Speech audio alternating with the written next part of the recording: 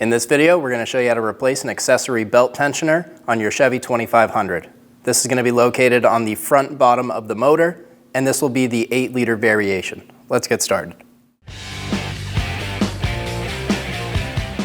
Using a 15mm socket, remove the 5 bolts for the shield.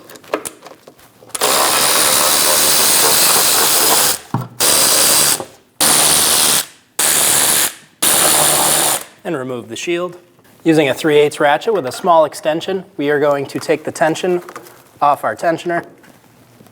When we do this, we're going to slide the belt off of our tensioner and remove our ratchet. Using a 13mm socket, remove the nut off the back of the tensioner.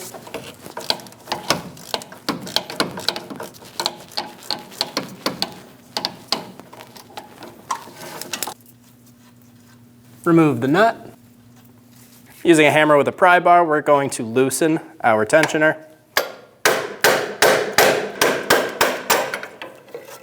Break the corrosion in between. And remove the tensioner. Lift the belt up, install your new pulley.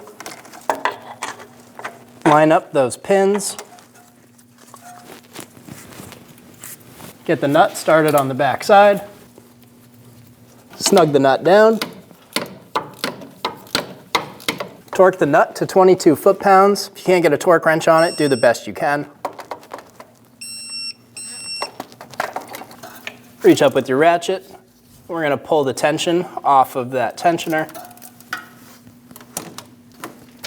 Reach up and pull your belt over. Be sure it's sitting correctly on both of your crank and your AC pulleys. Install the shield and get the bolt started.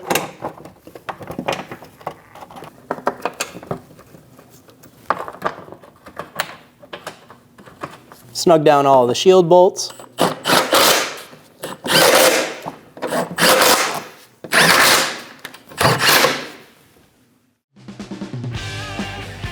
When only the best will do, demand TRQ.